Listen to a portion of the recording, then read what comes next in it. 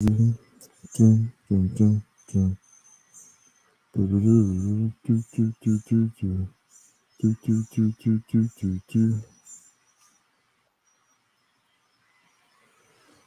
make it either. He's in the middle of making dinner. Hey, can you hear me, Rich? Hello. Well, it's been a long time. You got to forgive us as we, knock some rust off and whatnots. We're gonna still have a pretty good conversation around policing in this country. It's not the easiest of things to talk about, but I'm gonna try to do it anyway because I am a madman.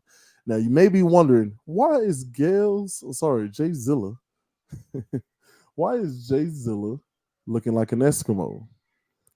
And listen, if you know, you know. Any married man out there knows exactly why I'm dressed the way I am, even though it's boiling hot outside. That's all I need to say. Anywho, we're gonna look at Miss Jamie Moorhead. Check her out at Jamie Radiance Moorhead. She does a lot of good work down there in Tullahoma. They got a Juneteenth event coming up. My sister Jay Lee is also in Columbia, Tennessee. She has her annual Juneteenth program, and we're gonna talk a little bit about misconceptions, communication, and all those wonderful things. So get your notebooks out, get your pens, get your fingers ready if you got some comments, and classes in session. Welcome. Welcome back to Urban Academia.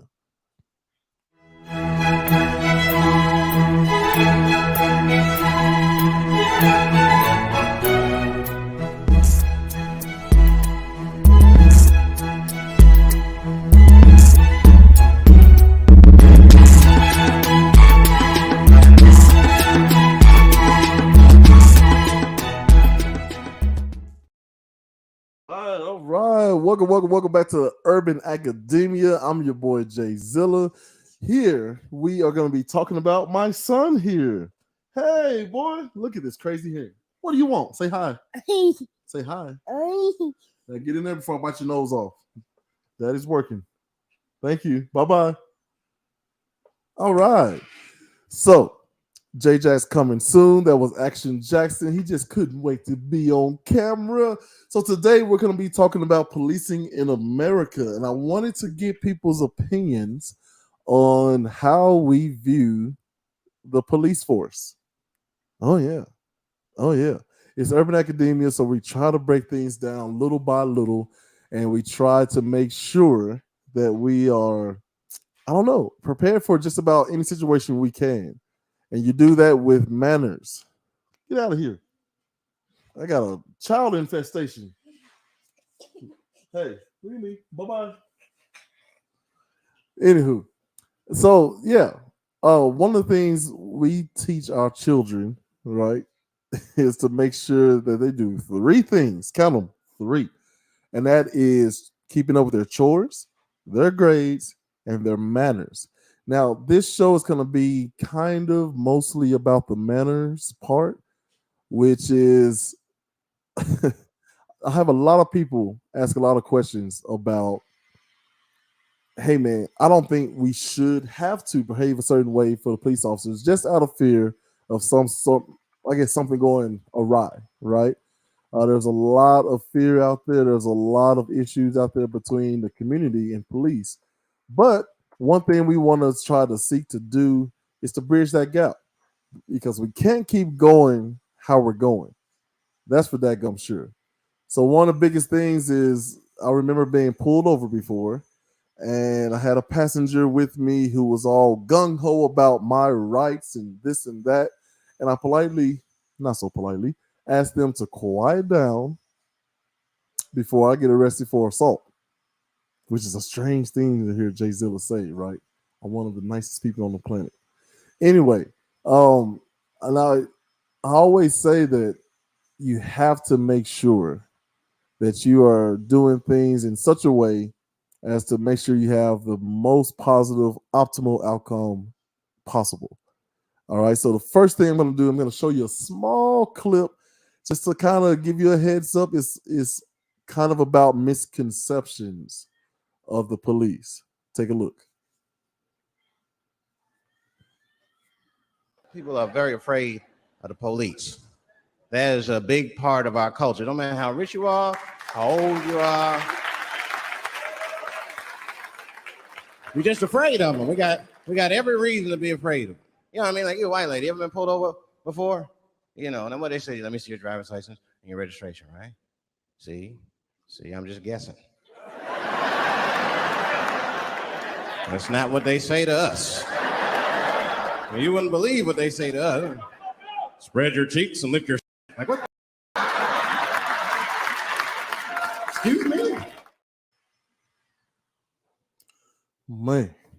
So I love what he did there. Now, first of all, a young Dave Chappelle is sort of alarming. How skinny he is, how high his voice is, all kinds of stuff.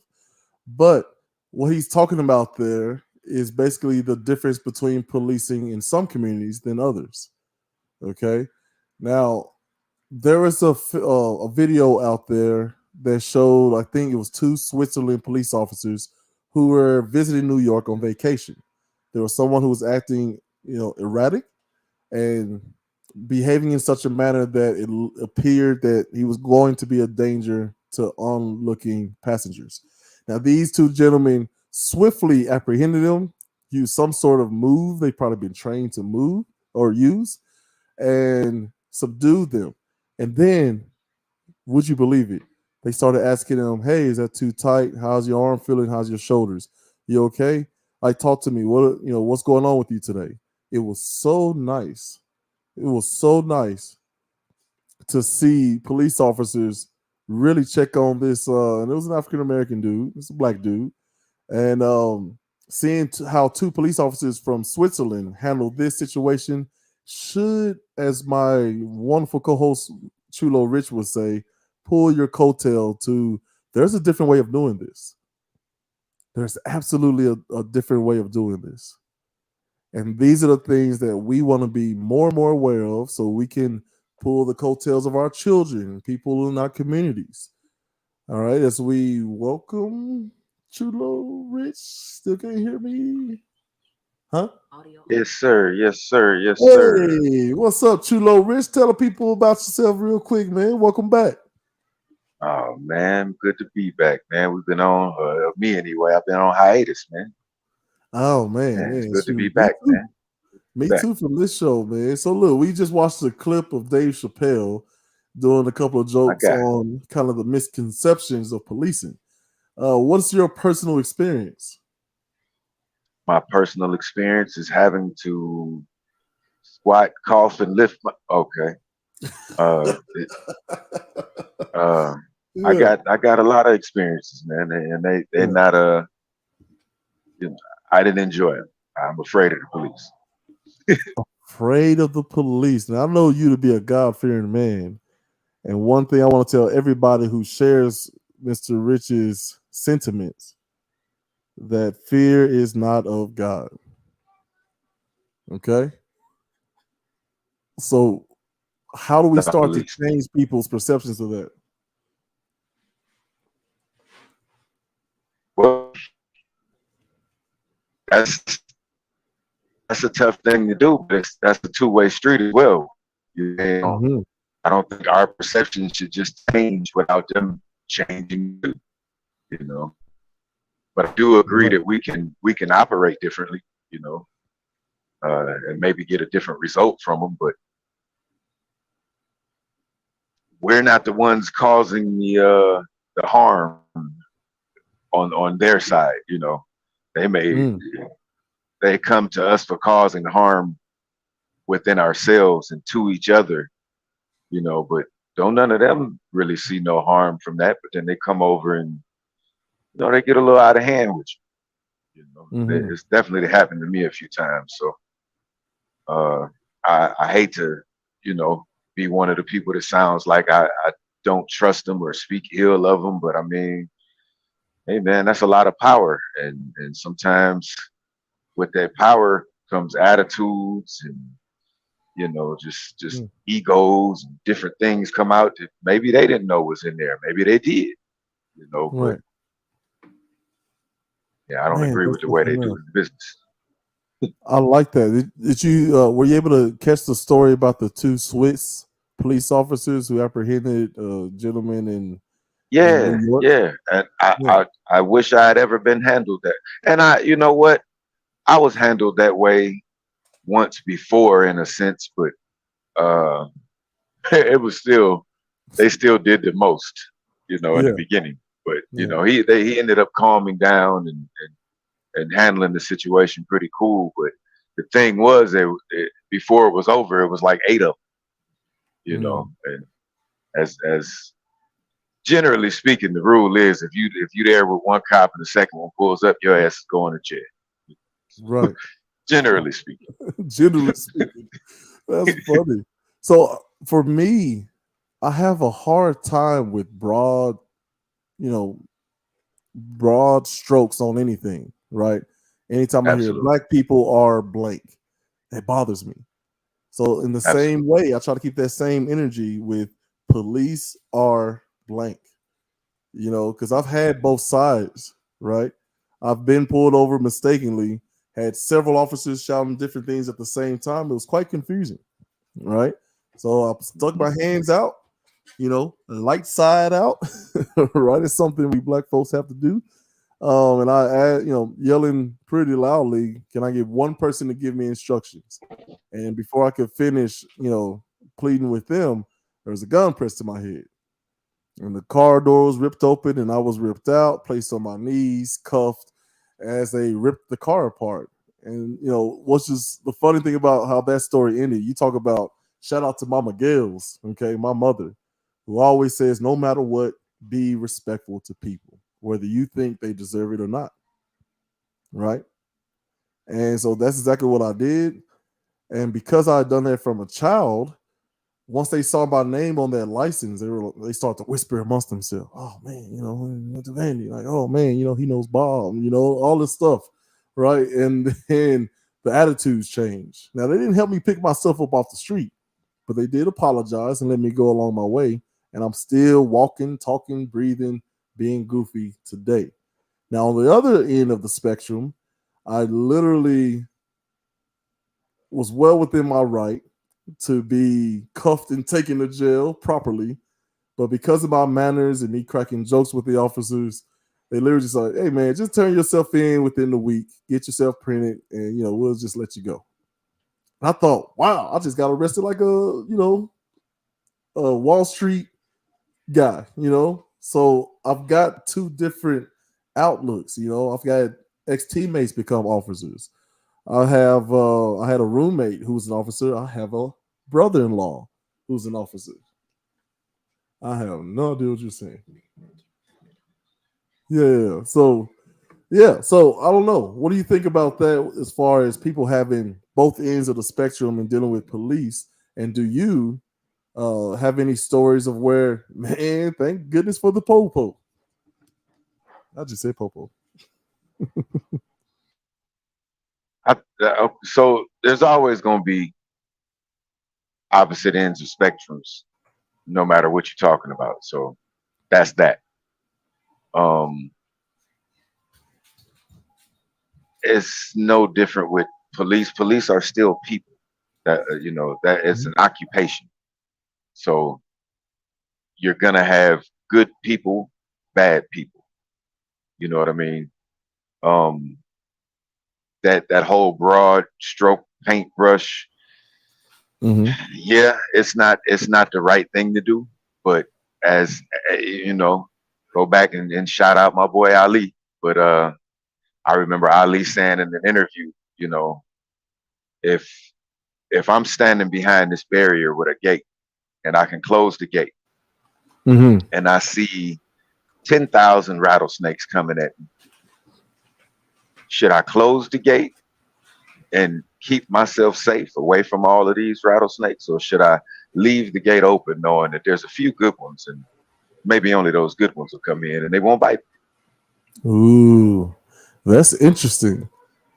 Like I think I would try to create a barrier, you got to close the gate and figure You some gotta stuff close out. the gate. You got to close the gate. But then you have to go about the work of maybe building a trench, laying some mothballs out, and then getting some professionals to help those snakes either be tamed or moved elsewhere. Now, one of the problems that happens in policing a lot is that if one officer, the bad apple they like to talk about, if they get caught doing something and then they're removed, they just go to some other district and continue the bad behavior. It doesn't seem like there are any real consequences. So I don't know. That's what I would do with the snake. Close the gate, figure it out, create a barrier, train the snakes properly, and maybe you can put them in a circus somewhere, right? Or they have to be removed permanently somewhere. There's people that get fired from jobs all the time. If I'm a surgeon and I leave one of my surgical tools inside you, you're going to lose your license to practice medicine. Yes, So that's a whole yes. thing. And see, that's to me where another problem lies. How do we deal with them straight up on a even playing field, so to speak, when we don't know what to determine the rules as they play? Mm-hmm. I can say, hey, I'm afraid at this moment. Now you can just die, but what did I do to make you afraid? You know what I mean? Like each cop determines his own separate, thinking. There's no one defined these are the rules and this is what you go by. So it's hard to Mm-hmm. deal with a set of people that are like that and have egos and different mind or power trips going on. That's tough. Right. And last time Officer Mike was on, um, I asked like, what do you think is one of the core issues to so many quote unquote bad apples being spread out through different police forces all across the nation? And he says, honestly, it's a lack of leadership. He said, I see it in my job. Like, which brings me to the old saying, like the fish smells from the head down.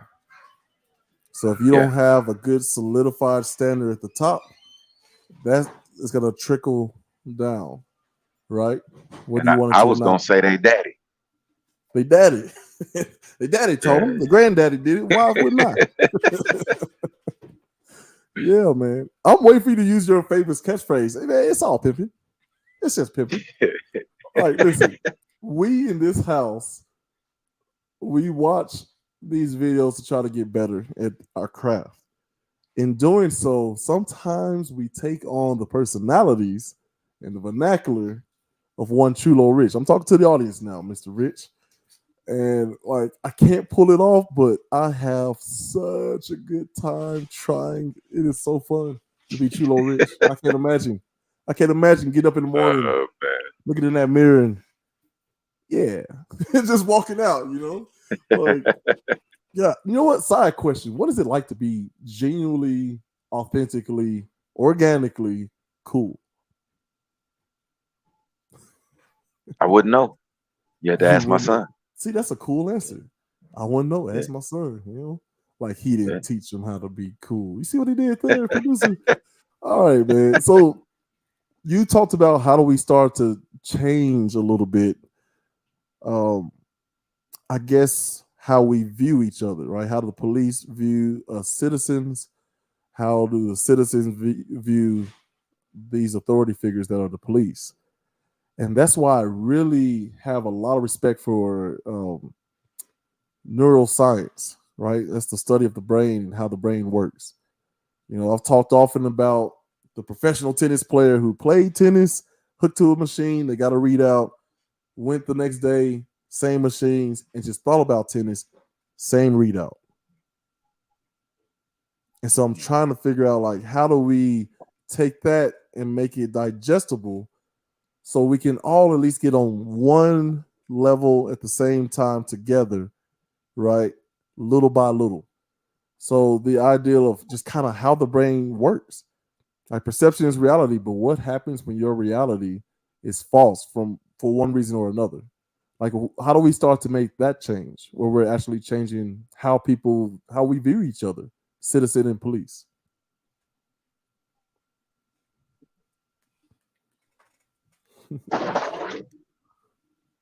There he is. I don't know why, but I imagine. Look, Mr. Rich has his own side business where he's trucking along, right? I just imagine he's sitting there rolling, rolling, rolling. Keep the things rolling. So I wasn't planning to talk today, but I'm gonna try to. Man, Uh-oh. And live with us is Optimus Prime from Transformers. Come on, OP, give me your opinion. All right, producer, what were you about to say?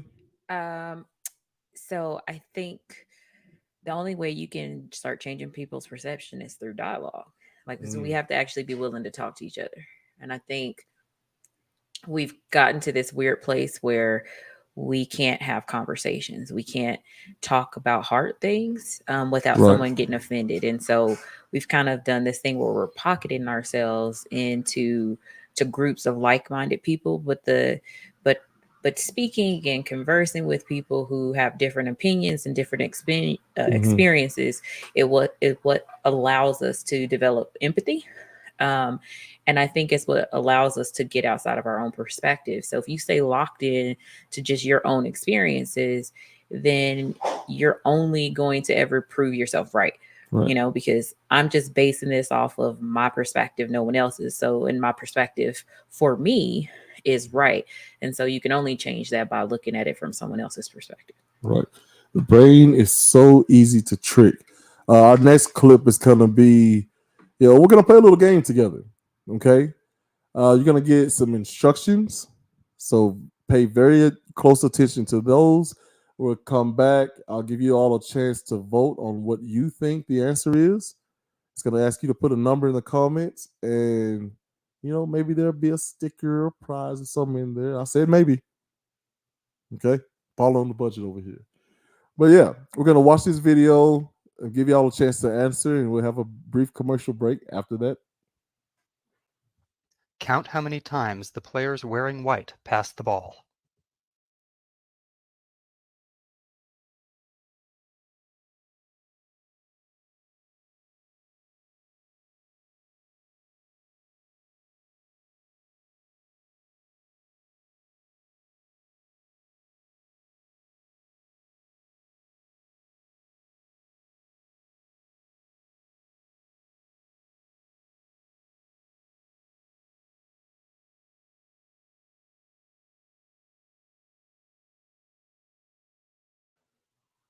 Oh, man. 127? Anyway, don't let me throw you off. Get in those comments. Let me know how many times the people in white shirts pass the ball around. Rich, did you see it? You want to give a guess here? How many times did they pass the ball around? No, I couldn't exactly watch that. Oh, gotcha. I keep forgetting, man. Mr. Rich is rolling. So, hey, this is a perfect time. I'm going to give everybody in the audience time out there. By the way, while you have time doing this commercial, go right on ahead, hit that like, share, subscribe button, comment. If you're on Facebook, send us some stars. We will not be mad at that. Speaking of looking into things to purchase,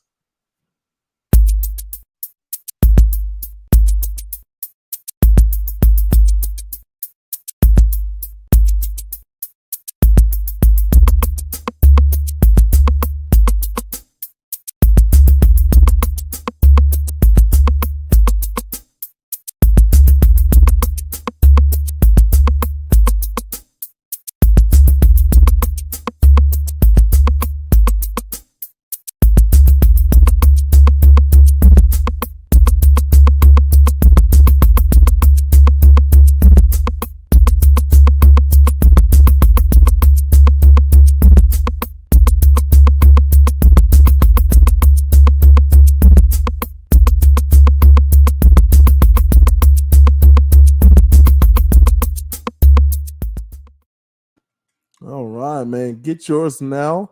That website is It's dope. That's what it is. StudioWB.com. Appreciate it, man. Appreciate it. Go ahead, y'all, pick out your gear.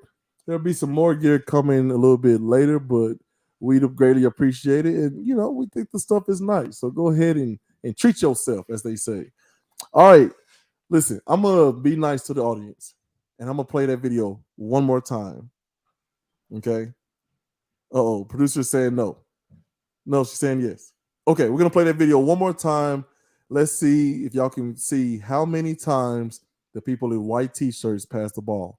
And go. Count how many times the players wearing white passed the ball.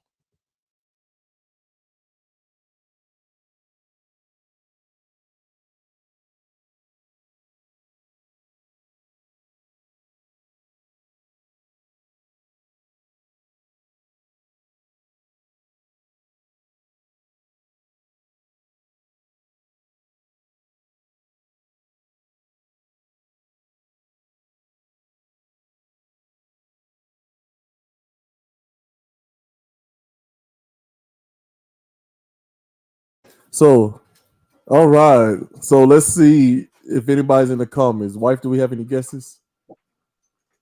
12, 14. I'm gonna say I Some counted people like saying 19. some people are saying 19. All right, we're gonna go ahead and Why? again. This Why? is just Three. Why aren't we saying three? why are we saying 3? It might be a tad bit too low there, Rich. All right. So people in the comment 5, 4, 3.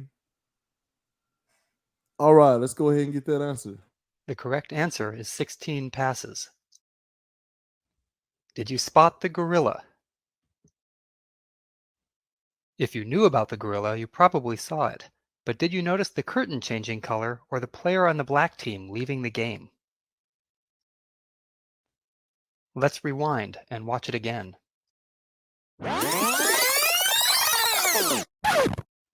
Here comes the gorilla, and there goes a player, and the curtain is changing from red to gold. All right. So Come on, man. Wasn't no gorilla the first time. first time I saw it, I did not see the gorilla. Second time I saw it, I did not see the person exit. Or yeah. And then the third time I finally saw it all. Like it took me a couple of tries. So if you're one of those people out there who saw it right in the beginning, just understand that 50% of the people missed the gorilla, let alone the changing of the background and one person just clean walking off the set there. So that kind of speaks to a little bit about how our brains can be focused in on things. It kind of speaks to a little bit about you have to focus yourself in order to aim at something, or somebody or some company can aim for you. What do you think about that, Mr. Rich? I think that's very true. I'll also add in that also how we was talking about the preconceptions that you already have weigh in heavily on what it was. Because to be honest, when he said gorilla, I found myself getting offended and I didn't even know why. I said, why is he talking about gorillas right now? What exactly is he trying to say? Yeah, there was actually a gorilla there. Okay. All right. Oh my goodness. Man, Dave Chappelle tells a crazy story about a book he read. It's an autobiography, I believe, of an actual real life pimp by the name of Iceberg Slim. And someone asked him, "Hey man, how do you get your bottom chick in line?" He said, "Oh man, it's easy. You just get a hot wire hanger, whip her on the back, and then give her a nice soothing bath afterwards and tell her everything's gonna be okay. And after that, she'll do whatever you want her to." And I thought, wow, if like that's the power of the brain. I could just get whooped by somebody and be told that everything's gonna be okay and give it a bath a moment later, and then everything seems to be copacetic. Like that's the power of the brain. But if you're not trying to aim that thing at something or lean into discipline, that brain can become a terrible master. And that's what we want to watch out for. Have you ever had a situation where, like, man, I know I'm for sure right, absolutely 100,000% right, and then it turns out you were wrong?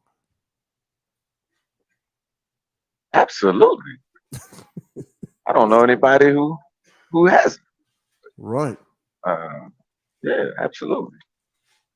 Yeah, man. And that's what gets me going about, anytime my kids try to play me, I still try to make it a point to, all right, let's review this and see if I'm actually culpable here. Right. I'm not going to tell you the count because it's way too close for my comfort. All right. How many times I'm right versus how many times I'm wrong. Shout out to the kids. Team Extreme in the building indeed. So what do we do to try to change? First of all, like understand how our brains actually work and how do we start to train our brains to work for us versus against us? I mean, how do you? I guess you begin to see the positives in things, and that's all well and good. I just inside of seeing the positives, I don't want to become blind to the rest of the things that are out here. I don't want to forget that gate's still open and them rattlesnakes are still out there. You know what I mean? Man, not the snakes in the gate. Like you Yeah, got to man. coin that. Put that on Yeah, a man. t-shirt. Just you standing there with your staff and a closed gate, looking at a field full of snakes, shaking your head. Not today. Not today. Not today. But yeah, no, I like that idea. Like how we start to move towards solutions. As the producer/wife said earlier, you have to have hard conversations. Like you have to be willing to offend each other, and you have to be willing to at the same time offer some grace to each other in hopes of getting to somewhere better together, right? Like we have to see how common we are versus look at the small things that separate us. I would add healthy skepticism. Ooh, explain. So there's lots of information out there, and there is nothing wrong with asking questions and being skeptical.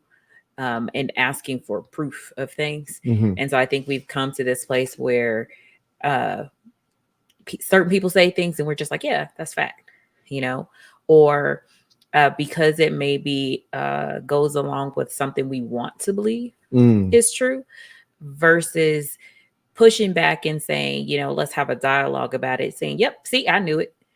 So I feel like if any conspiracy, any crazy thing you can believe in, there is somebody else that is out there that will echo the sentiment and cheer you on. But that shouldn't be what you're seeking out. It should be, I'm looking for actual truthfulness, Right. So if we take the current topic into consideration, you talk about policing in America and this idea that Black people are scary. And so if that is what you lean in on, you really should be trying to disprove rather than prove it. Right. I know. Look, I'm speechless. You're not used to seeing me like this, Rich. Like, well, I mean, what do you have to add to that? Like, I'm sitting here shaking my head with my lips tight because she's absolutely right. And I mean, it's the type of thing where it's like it's almost unfair that we have to ask each other these questions because we're not the ones that's supposed to be talking about it because we're not the ones that are doing it. We're just taking it. We're just taking it, and we didn't even. I can't even say we asked for it. I don't. I think that there's definitely another alternative that could be used in some sort of way. For a person to say that, with the police system being as big as it is and as strong as it is, there must be some sort of issues. And me saying there must be some sort of issues is whack because who doesn't know the issues? Yeah.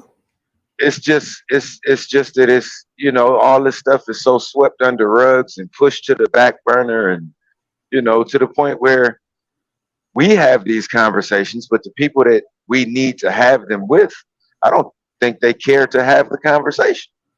I feel like I can condition my mind all I want to, but if this man don't even want to entertain my conversation, then what am I conditioning my mind for? other than to be further taken advantage of by this man, you know.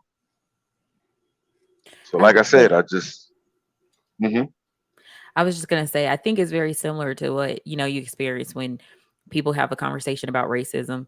And so, if you have a friend who is hmm uh, not hmm black, and you say, "Hey, man, yeah, they did XYZ happening, man, they clearly, were racist," and they're like, "Nah, man, I didn't see it." And I think it's that thing of, I don't know that it's that people are sweeping it under the rug so much as because it is not part of my experience.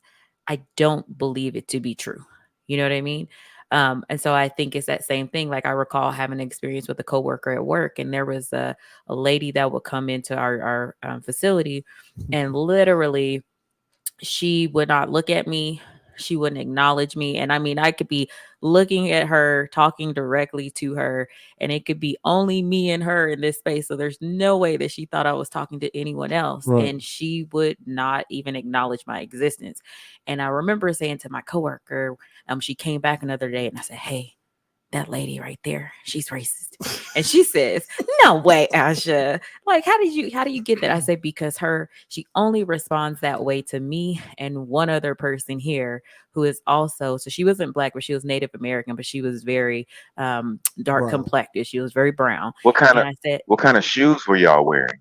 so she couldn't see our shoes because literally we were almost like, if you've ever been through like a drive-through situation, that's kind of what it was like. So all she could do was look at our face. Wait, can I ask a follow? I know, right? I Whatever was she I was I was trying to rule out. I figured maybe she didn't like y'all shoes. I was trying to give her the benefit of the doubt. I don't know. I don't know if it was quite that. So Oh I no. tell the lady, and so the person I'm telling is, she's a white lady. And I say to her, I said, "Okay, we're going to do an experiment."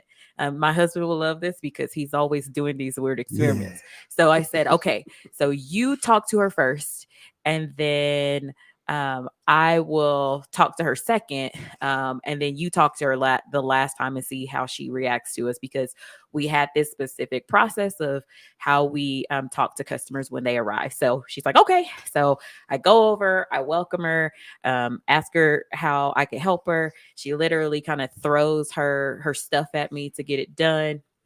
I finish, saying whatever I'm supposed to say. And then I have the other person go over and tell her, "Okay, yeah, we're working on your stuff right now," and da da da da. And she turns and she's talking to her and she's smiling at her. And, she's just, "Oh, yeah, all that good stuff. Oh, thank you so much." And so she, we do take care of her stuff.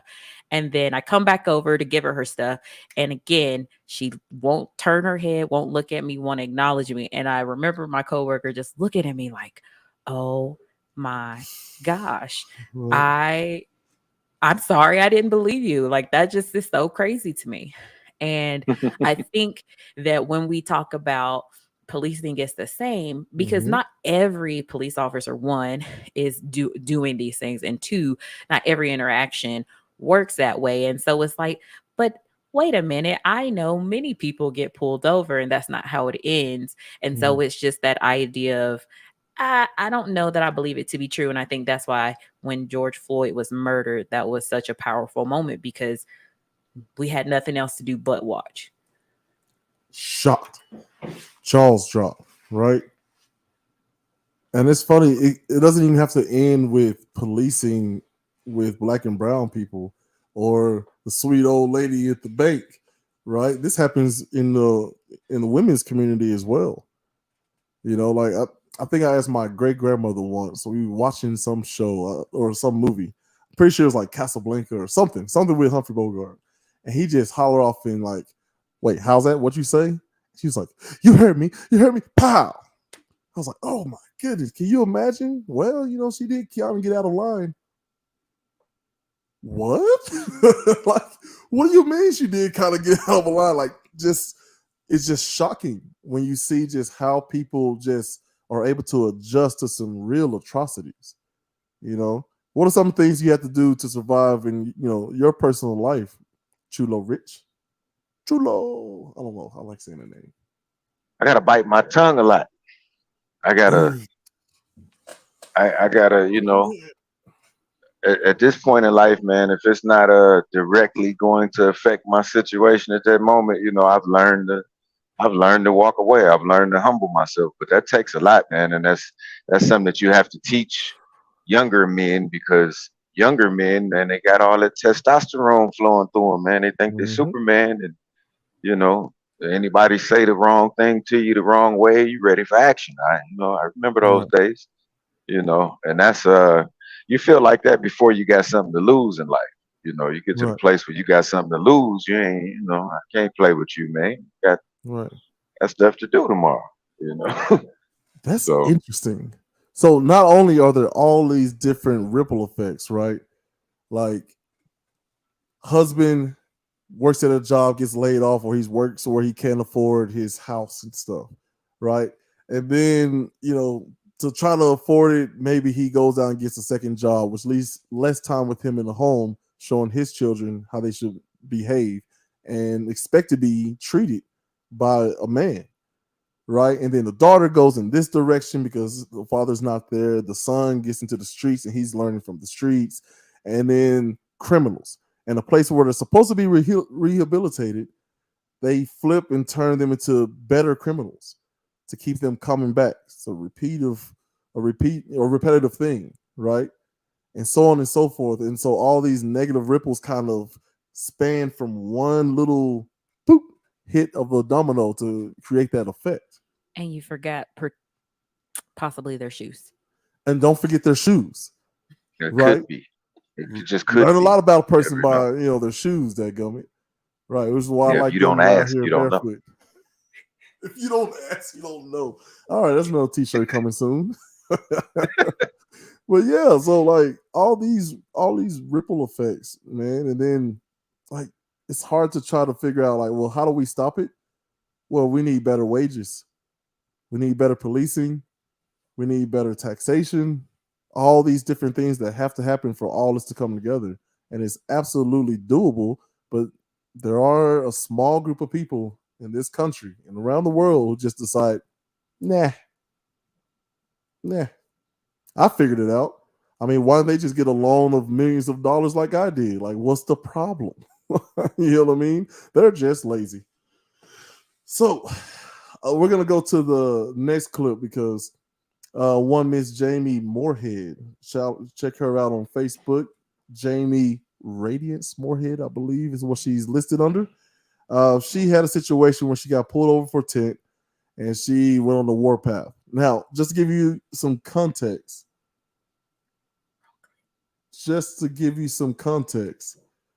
this is a person who got so upset one time because someone was, and I quote, playing with her money. She called the police on herself. She tracked down, yeah. She tracked down, she went to several different places, checked her tent, found that it was wrong, and went to court and let them have it. And then she made a video talking about some of the reasons why she was really triggered. One of which she has a 15-year-old son who's about to start driving, and she just thought about what if he was the one being pulled over by this officer.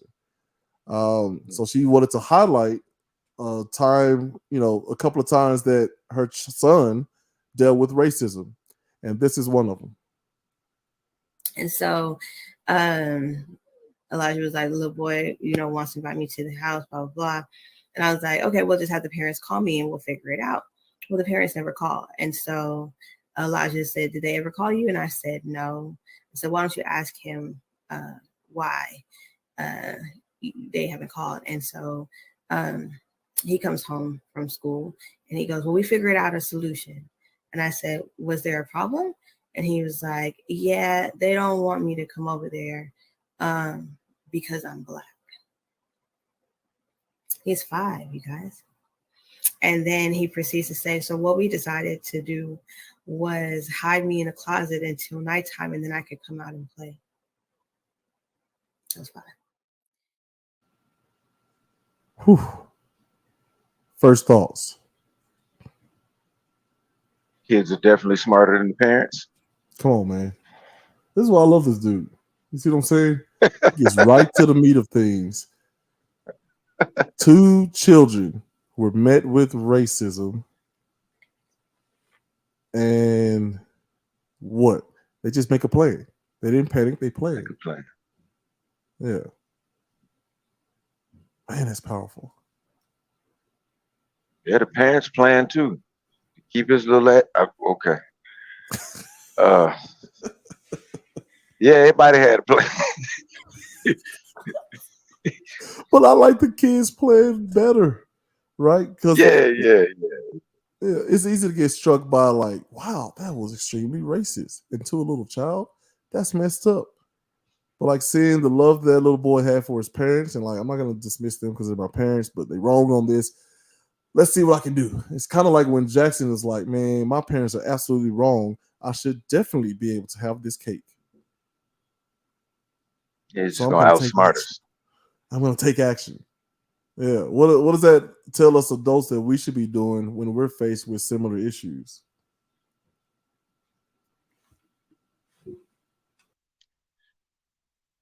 I refuse to believe that most people don't already know, and they don't already know better. I just believe people make choices, and just got some nasty people out here still. I don't know what it's gonna take to eradicate nasty people, but they definitely out here, and they teaching it. They teaching other people to be nasty like they are. You know, so I'm not quite certain exactly what you do about that, but the only thing that I mean, what I try to do is read the room, steer as clear of those people as I can, and build relationships with the rest. You know, because there's always going to be an opposition. You know, so if they're clearly marked and defined, so be it. That makes it easier. You know. Absolutely. There's like I think in economy, when you're trying to achieve I think it's called like a tipping point, you only need 10% of whatever group you're aiming at. Right. So if I've got 100 people that I'm trying to sell a product to, I just need 10 of those people to really get on board with it, and then it just kind of spreads and trickles down or ripples out. Mhm. So I like your idea. Like I'm just gonna steer clear of the negative and focus on the positive, and try to build bridges with them, and be part of that positive tipping point, right? Yeah. And that's What? really just me tipping. Like you say a positive tipping point, and at the end of the day, that's really just me tiptoeing because that's all I'm really left to be able to do in a lot of these situations. You know what Oh, I I thought you mean? were I saying. I still thought you were got talking my about the dancing song. shoes on. No. I still got my Get dancing on shoes both on because toes. at any moment I have to tap dance. You know, but it is what it is, man. It's all I can say is you better learn to play the game. You know, beating it is gonna be something. You know, Mike Tyson punch out. It's real hard to get Tyson at the end, man. Sometimes you Mm, can't beat the game. Sometimes you just have to play it. You know, so yeah, man. I've learned from a young age to just play the game. It is a game, and play at the best of your ability. You know, I think play the at your own weird risk thing as well. I think the weird thing is that, like, on one hand, my thought would be like expose those people and kind of like isolate them from society, but you can't, right? Because that doesn't make things better. That's how you get these people out here feeling like they should go shoot up places. You know what I mean? Because Fester. we're not meant to be alone. We're not meant to be isolated. And so I feel like I think weirdly the best thing that we could do is weirdly embrace those people. As weird as that sounds, because I think I feel like that animosity that's born somewhere. So I think a person that's just raised in it and taught in it but has no real vested interest in it, I think that's a Mhm. person that can be changed. But I think a person that has real legitimate, like, I hate you, like if that is a real manifestation you as a person, I think there's a question to be asked: why? How did you come to this conclusion, and how did you pick any specific group, you know what I mean, to point the finger at? Like, how did you decide that it was black people, so they're the ones who are making my life harder? Or if it is, Mexican people or Asian people, like, how do you come to that conclusion? And I would imagine that some of it is, well, such and such did this to me. And so that somehow now becomes the narrative for all people. So that brush you were talking about, that paint so broadly. Right. Great granddaddy just never locked them in the first place. Never locked him. I like how you said that. I can't tell if that was organic Southern flipping out of you, right? Fighting that cool tenor of yours. Yeah. That was good. That was nice. That was nice. Yeah.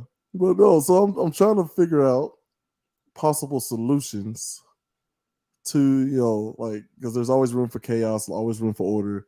How do we toe the line in between, right? Is there a question? You know what? I'm not sure. See, I get myself in trouble all the time because I'm thinking out loud, right? So, okay, let me try it this way. We talked about this before. A great example that's personal to Rich and I.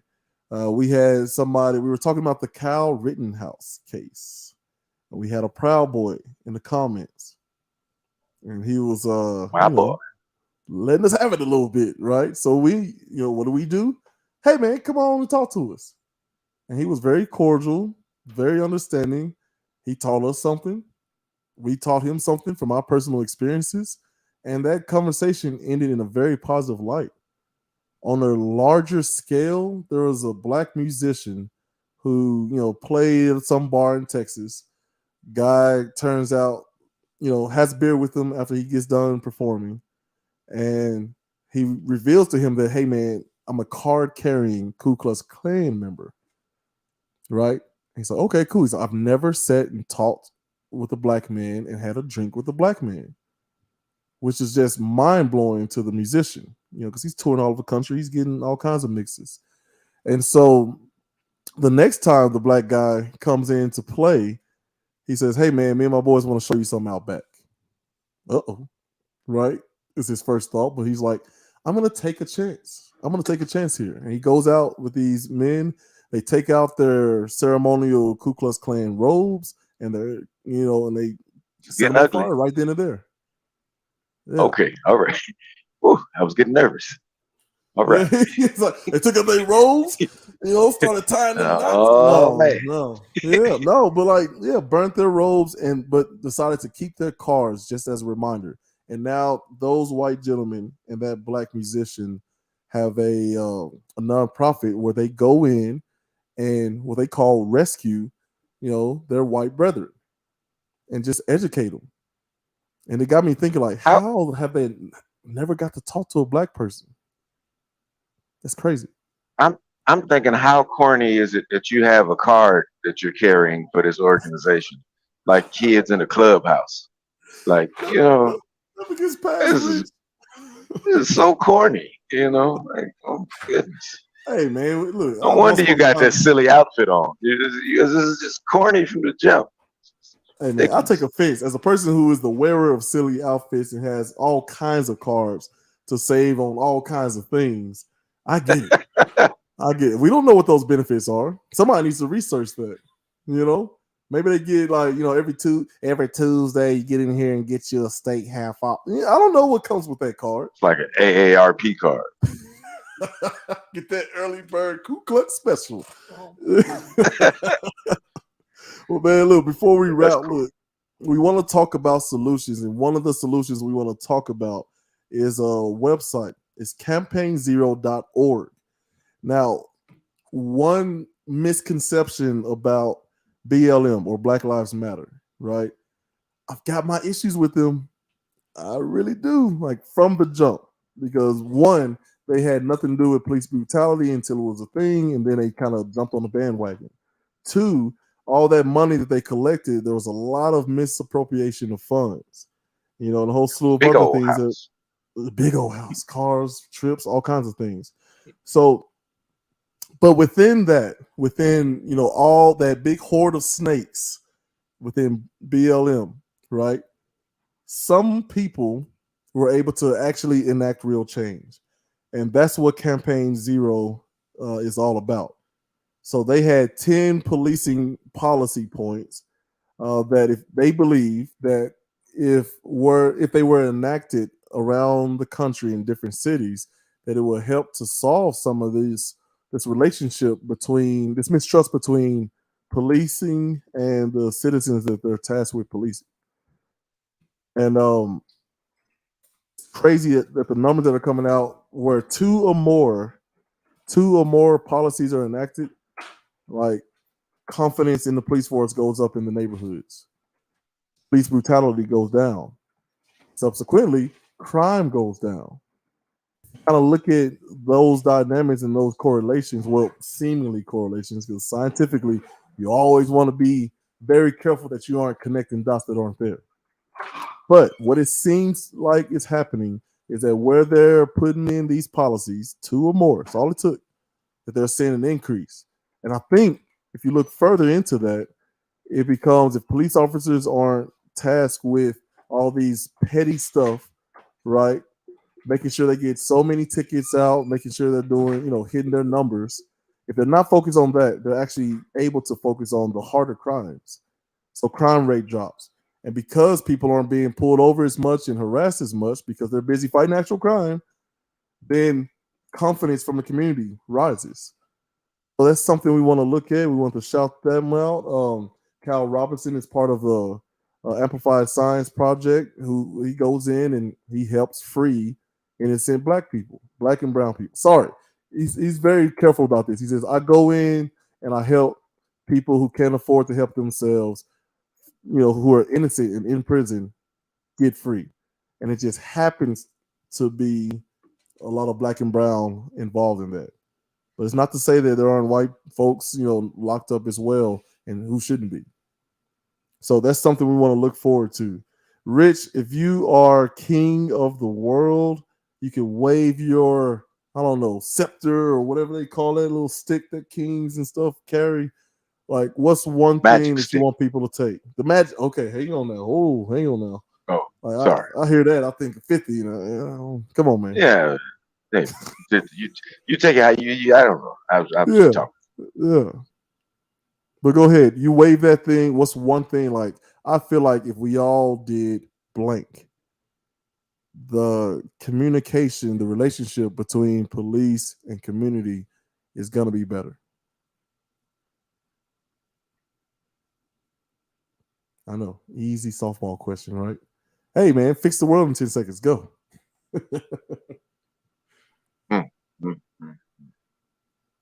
Boy, that's that old man thinking right there. Child. First off, anybody I needed to fix the issue with like that, first thing I'd be thinking was what we need to do is sit down, roll up one of these earthly activities, and we need to talk to each other. Because this is what opens the lines of communication. Yeah, this is what it gets the people going. It gets the people going. Yeah, man. Hey, you got my vote, that gummit. Oh man. Now, whatever it took, if I could wave a wand, what I would do is force genuine conversation. Force honest conversation. And like you say, that's one of the hardest things in the world to do.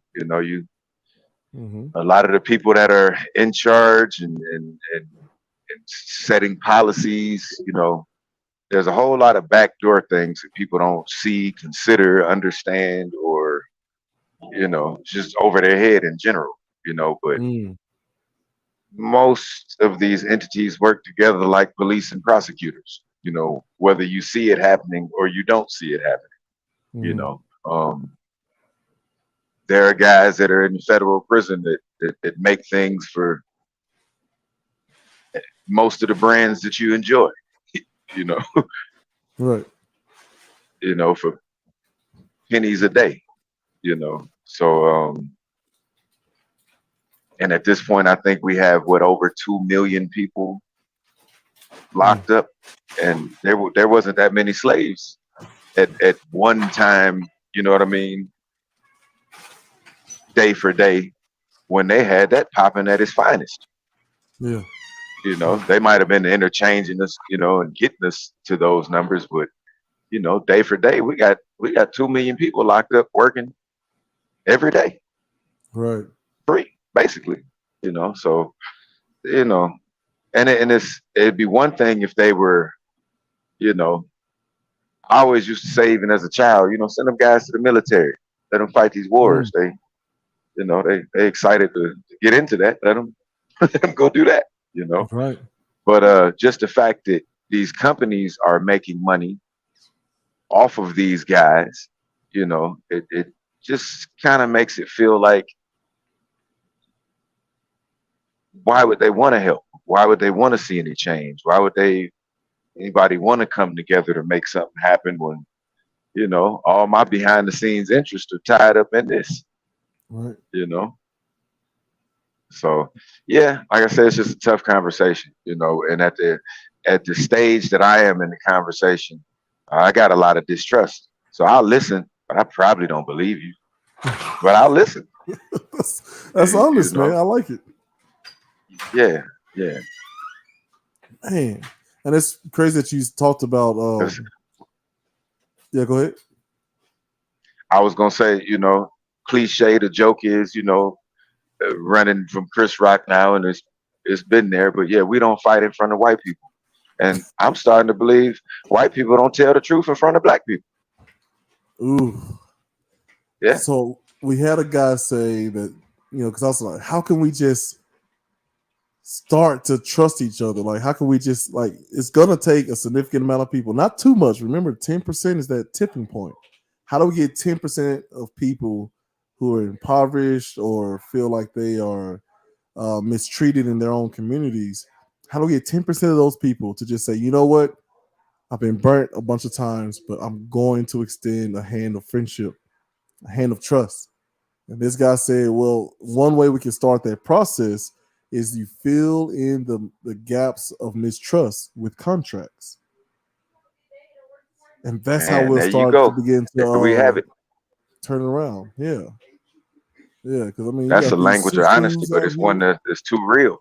As they're all taken care of, that's like everything. Right, man. So this is man, this is great conversation. I appreciate it. We're gonna continue. Take care. We're gonna but one of the things we have is oh man, I lost my choo-choo thought there. Oh, okay. Nope, lost it. Wait a minute. Almost. You know what? Let's do a good old fashioned lull here. You ever do a good old fashioned lull, producer, where you just like, I'm not gonna say nothing for several seconds and think for a little bit.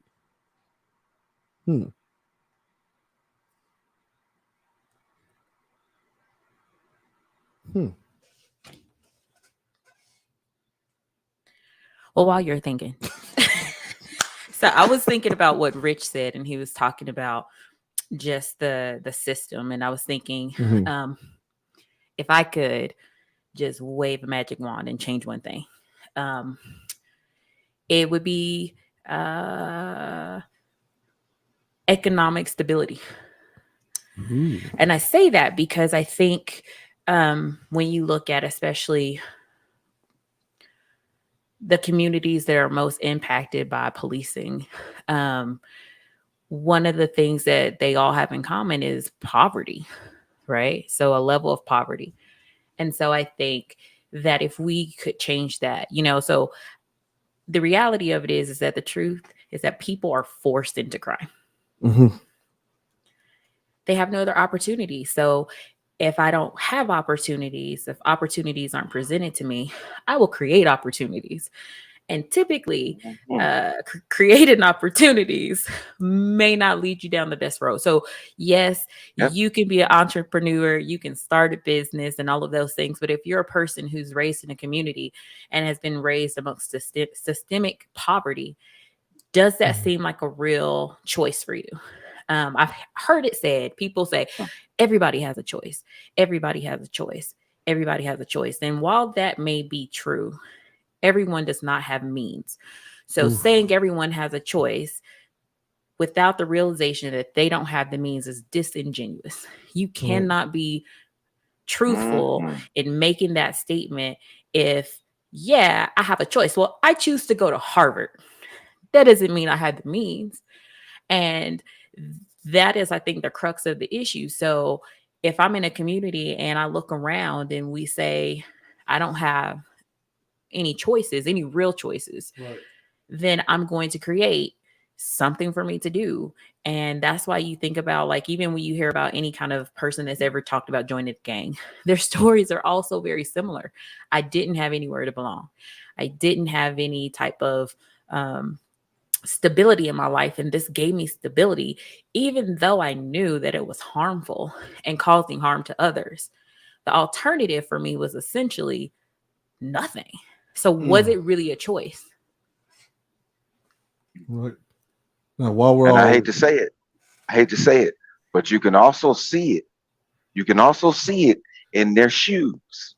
If you look down at their shoes, all right. Now some of them can hide it, right? But some of them don't know to hide it. So when you see those black Air Force Ones and that black T-shirt, you just take a little precaution. All right, take a little precaution. All right. Fun fact for the day. Sorry, go ahead. No, I love the. All right. Oh, that is great, man. Like, I mean, look, y'all have some great answers, and if I'm able to wave a magic wand, I'm gonna piggyback off of what you said. Like, how do we avoid the mistakes of the past? As Dr. King says, that Black people were handed in the with our freedom papers, freedom and poverty at the same time.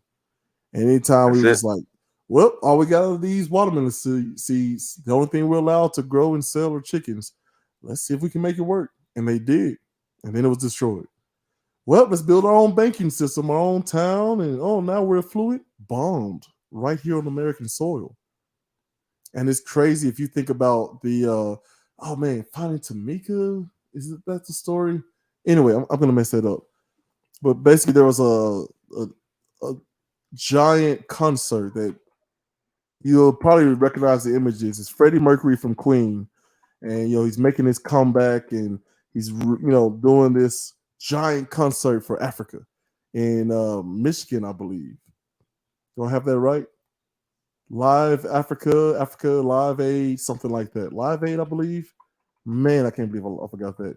So anyway, but a couple of weeks before that, an actual city right there in Michigan was bombed. A Black neighborhood bombed, right? And it was wrongfully done. And so to kind of cover it up, what people don't know is they moved that concert to that area to kind of bring some positive publicity to it. Like, these are the things that, one, we have to know, we have to reconcile, and we have to seek to just say, I'm going to choose to start trusting you, even though we've been burnt so many times, and we have to move forward. So how do we get people to care? Well, you make them as rich as possible. You give them something to lose, and then all of a sudden, well, voting's important. Saving is important because I have all this to lose now. But a person with nothing to lose is like a wounded tiger back into a corner. That's when they're at their most ferocious. So, Rich, take us out of here, man. Give us your last thoughts as per usual. Wait, hang on. Producer, you got the name of that concert? It was Live Aid concert. Yep. So it was Live the Live Aid. Aid concert. Live Aid concert. Yeah. Yeah. And the biggest thing they remember about that, those couple of weeks, because there was a bunch of big bands, was Queen reuniting, and Freddie Mercury, the lead singer, steps out onto the stage, right? And gives a performance of his life. But understanding that the undercurrent, the ulterior motive of that city was to kind of cover up the fact that they had just bombed their own citizens. So it's very interesting. Sounds like Thanksgiving. Sounds like Thanksgiving, right? I would just, we'll leave out a couple of details, man. Listen, hey, man, we'll put the Cowboys on, get you some turkey, you see your family. We ain't gonna even make y'all work on that day, Yeah. So, yeah. How'd that turn out? How'd that work out? No. So, Rich, last word as per usual, my man, and then take us out with that beloved tagline, and we'll get on up out of here. Hey, man, no doubt. Once again, man, we're just happy to be back with y'all one more time. We got plenty of things coming up, plenty of things for you to see, a bunch of good topics we're going to discuss, a bunch of great people we're going to talk to. Zilla keeps some professionals on deck to speak to us, because I don't know what I'm talking about. Sometimes, you know, I'm just analyzing life, my guy. Just analyzing life. Glad you're here to do it with us. But just keep a positive point of view, keep pushing, keep striving, and we'll be back next week to help figure it out all together. And common sense ain't common. That's why we keep coming back to talk about it every week. So hope to see y'all again, man. For you.